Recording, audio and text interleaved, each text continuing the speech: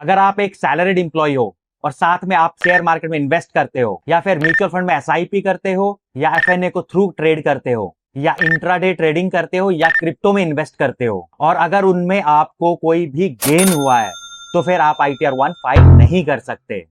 ऐसे कंडीशन में अगर आप आईटीआर 1 को फाइल करोगे तो आपका आईटीआर डिफेक्टिव हो जाएगा और हो सकता है कि आपको नोटिस भी आ जाए और फिर आपको अपना आईटीआर दोबारा फाइल करना पड़ेगा। तो अगर आप ऐसा बिल्कुल नहीं चाहते हो तो इस वीडियो को आज आप जरूर पूरा देखिएगा। आज की इस वीडियो में मैं आपसे डिस्कस करूंगा 3 different condition. First, salary plus long term capital gain. Second, salary plus short term capital gain. Third, salary plus FNO, intraday या क्रिप्टो इनकम। क्या ऐसी कंडीशन में आप आईटीआर 1 फाइल कर सकते हो या नहीं कर सकते, आज की इस वीडियो में हम ये डिटेल में जानने वाले। और इस वीडियो को बनाने की जरूरत हमें इसलिए पड़ी क्योंकि हमें बहुत सारे लोगों ने कॉल किया आईटीआर फाइल करने के लिए। तो उन्होंने अपने हमें डॉक्यूमेंट सेंड किए और साथ में लॉगिन आईडी एंड पासवर्ड। लेकिन जब हम लोगों ने ई फाइलिंग पोर्टल पर लॉगिन किया और उनका टीआईएस एंड एआईएस चेक किया तो हमने पाया मैक्सिमम लोगों के केस में short term capital gain and long term capital gain show कर रहा था। तो फिर जब हमने उनको कॉल किया और पूछा कि क्या आप शेयर मार्केट में इन्वेस्ट करते हो या म्यूचुअल फंड में इन्वेस्ट करते हो, तो उनका कहना था कि हम शेयर मार्केट में इन्वेस्ट तो करते हैं लेकिन हमें कोई प्रॉफिट नहीं हुआ, और हुआ भी है तो बहुत कम हुआ या हमें लॉस हुआ है। तो आप ऐसा करो, उसको छोड़ दो और आप सैलरी इनकम को लेके हमारा आईटीआर फाइल कर दो।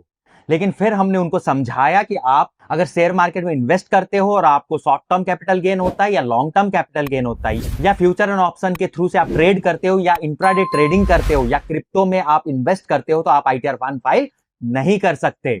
तो वो बड़े कंफ्यूज थे कि शायद हो सकता है कि जितने भी सैलरीड इंडिविजुअल है मैक्सिमम को ये नहीं पता कि ऐसे केस में वो आईटीआर 1 फाइल नहीं कर सकते। तो इसीलिए आज हम ये वीडियो बना रहे हैं जिससे उन सब का डाउट क्लियर हो सके। तो चलिए बिना देरी के वीडियो को शुरू करते हैं। हेलो फ्रेंड्स, मैं हूं Devendra. Welcome to Fintech Pro, a joint venture of DB associate and LGN associate, where we simplify finance and taxes in a easy and practical way. वैसे तो देखिए, आप लोगों को पता होता ही है कि आप लोगों ने शेयर मार्केट में इन्वेस्ट किया है या नहीं किया, या आप म्यूचुअल फंड में एसआईपी करते हो या नहीं करते हो। लेकिन फिर भी अगर आपको यह जानना है कि वो इंफॉर्मेशन आपकी इनकम टैक्स डिपार्टमेंट को रिपोर्ट की गई है या नहीं की गई है, तो उसके लिए आप अपना टीआईएस एंड एआईएस को चेक कर सकते हैं। तो पहले मैं आपको यहाँ पे शो कर देता हूं कि टीआईएस और एआईएस में ये इंफॉर्मेशन कहां पे शो होती है। तो इसके लिए आप ई फाइलिंग पोर्टल पर लॉगिन कीजिएगा और लॉगिन करने के बाद में एआईएस के टैब को क्लिक कीजिएगा। उसके बाद प्रोसीड और आपका एक नया विंडो ओपन हो जाएगा। यहाँ पे आप ये जो एआईएस लिखा हुआ है इसको क्लिक करेंगे और यहाँ पे आप अपने एआईएस को ओपन कर सकते हैं। और इसके बाद यहाँ पे आपकी जो भी इनकम होगी वो यहाँ पे शो करेगी। शेयर मार्केट ट्रांजैक्शन को चेक करने के लिए एसएफटी इंफॉर्मेशन को क्लिक कीजिएगा और इसके अंडर आपको यहाँ पे दिख जाएगा sales of securities and unit of mutual fund. अगर आपको ये शो हो रहा है आपके केस में तो फिर आप यहाँ पे लेफ्ट साइड में जो ये एरो दिया है इसको क्लिक करके देख सकते हैं कि आपको यहाँ पे शॉर्ट टर्म कैपिटल गेन हुआ है या लॉन्ग टर्म कैपिटल गेन हुआ है। तो यहाँ पे देखिए, ये short term, short term, short term, long term, ऐसे करके आपके केस में भी ये यहाँ पे अगर ये ट्रांजैक्शन हुए तो ऐसे दिख जाएंगे। अगर आपके केस में ये sale of securities and unit of mutual fund नहीं दिखता तो इसका मतलब है कि आपने इस फाइनेंशियल ईयर में कोई भी सेल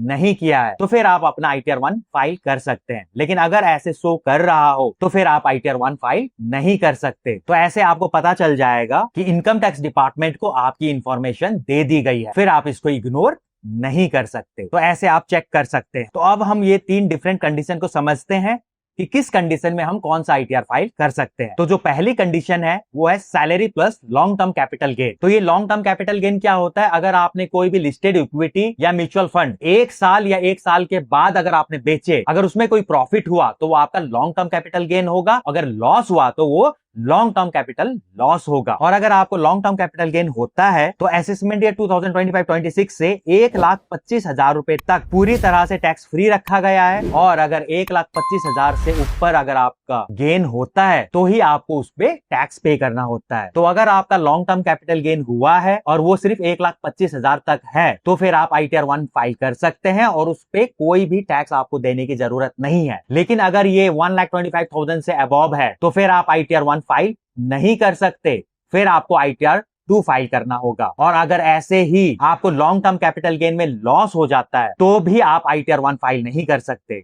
आपको लॉस को बुक करने के लिए ITR 2 फाइल करना होगा और आप इसको कैरी फॉरवर्ड कर सकते हैं अगले 8 इयर्स के लिए। यानी अगर आपको फ्यूचर 8 इयर्स में कभी भी प्रॉफिट हुआ तो वो इस लॉस के साथ में एडजस्ट हो जाएगा, लेकिन लॉन्ग टर्म कैपिटल लॉस आपका लॉन्ग टर्म कैपिटल गेन के अगेंस्ट ही एडजस्ट हो पाएगा, वो किसी अदर हेड के साथ एडजस्ट नहीं होगा। लेकिन कंडीशन 2 है, पहला आपको ITR 2 फाइल करना पड़ेगा और दूसरा within a due date आपको ITR फाइल करना। यहाँ पे मैंने एक एग्जांपल भी दिया है, अगर आपकी सैलरी इनकम 8 लाख रुपीज है और लॉन्ग टर्म कैपिटल गेन 1,75,000 है तो आपको 1,25,000 पे टैक्स नहीं देना है, बाकी बचे 50,000 रुपए पे आपको लॉन्ग टर्म कैपिटल गेन देना होगा एट द रेट ऑफ 10%। और इसके लिए आपको कैपिटल गेन का शेड्यूल भी फिलअप करना पड़ेगा जो कि ITR 2 में होता है, वो ITR 1 में नहीं होता, इसीलिए आपको ITR 2 फाइल करना होगा। अब हम लोग सेकंड कंडीशन को डिस्कस करते हैं, जिसमें सैलरी के साथ में शॉर्ट टर्म कैपिटल गेन अगर हुआ तो फिर क्या होगा। Salary plus short term capital gain. अब ये शॉर्ट टर्म कैपिटल गेन क्या होता है, अगर आप लिस्टेड इक्विटी या म्यूचुअल फंड को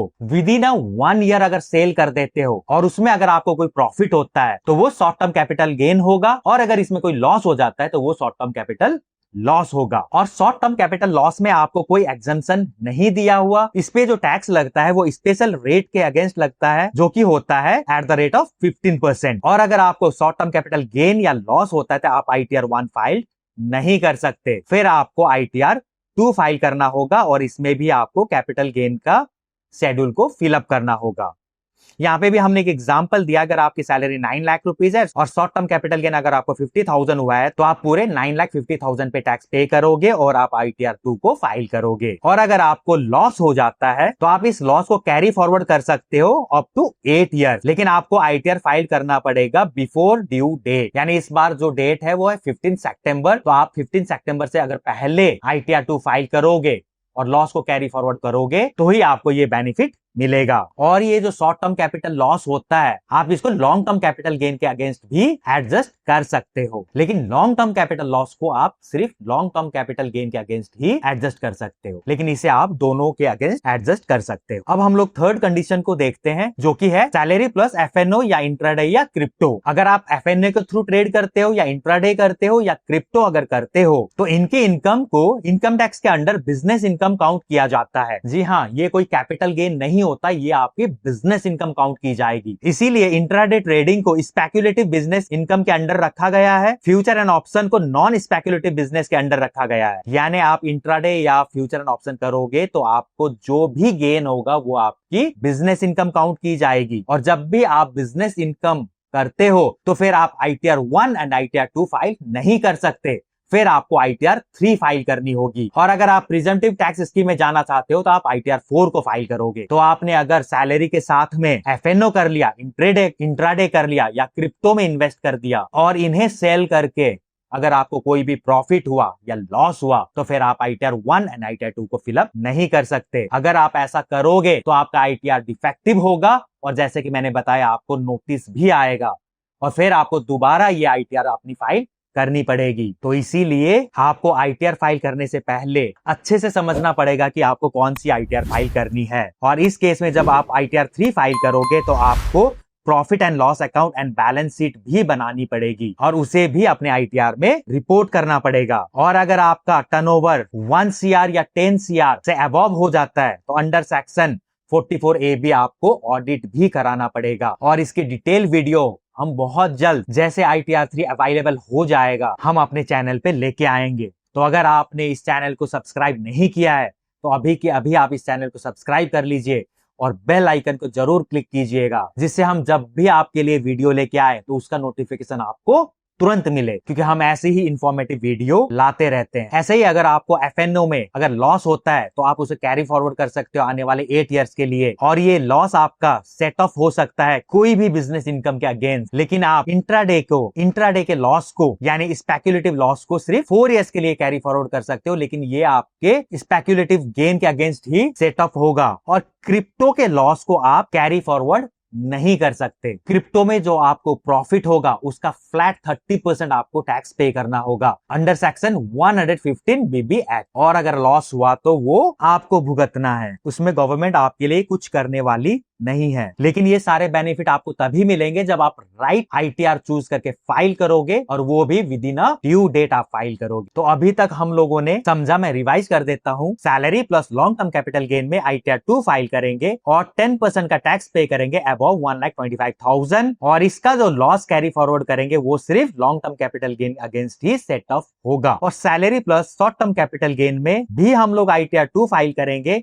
लेकिन यहां पे हम टैक्स पे करेंगे फ्लैट 15%, और short term capital loss long term capital gain और शॉर्ट टर्म कैपिटल गेन के अगेंस्ट सेट ऑफ हो सकता है आने वाले 8 इयर्स में। Salary plus FNO and intraday में ITR 3 फाइल करेंगे, और इसका जो टैक्स पे होता है वो according to your slab rate होता है। और जैसे कि मैंने बताया, अगर आपका टर्नओवर 1 करोड़ या 10 करोड़ से अबव हो तो फिर आपको ऑडिट भी कराना जरूरी होगा, और इसके लॉस को भी हम लोग कैरी फॉरवर्ड कर सकते हैं। सैलरी प्लस क्रिप्टो या VDA वर्चुअल डिजिटल एसेट के केस में भी हम लोग ITR 3 फाइल करेंगे, लेकिन यहाँ पे हम टैक्स पे करेंगे फ्लैट 30%, और इसके लॉस को हम लोग कैरी फॉरवर्ड नहीं कर सकते। तो आई होप आप लोग समझ गए होंगे कि अगर आप सैलरी पर्सन हो और साथ में आप मार्केट में इन्वेस्ट करते हो और उसे सेल करके आपको कोई भी अगर गेन हुआ है, तो पहले आपको समझना होगा कि आप ITR 1 फाइल कर सकते हैं या नहीं कर सकते। अगर बिना सोचे समझे अगर आपने ITR फाइल किया तो फिर आपका ITR एक तो डिफेक्टिव होगा, और दूसरा आपको नोटिस भी आ सकता है, और फिर अगेन आपको उसको फाइल करना पड़ेगा। इसमें आपका टाइम भी वेस्ट होगा और आपकी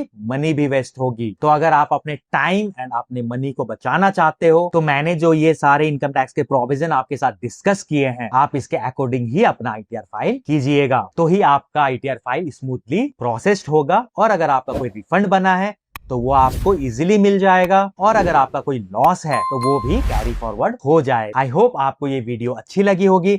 अगर अच्छी लगी है तो इसे लाइक जरूर कीजिएगा, और चैनल पे अगर आप नए हो तो इस चैनल को सब्सक्राइब जरूर कीजिएगा। जल्द मिलते हैं अगली वीडियो में, तब तक आप अपना ख्याल रखिए।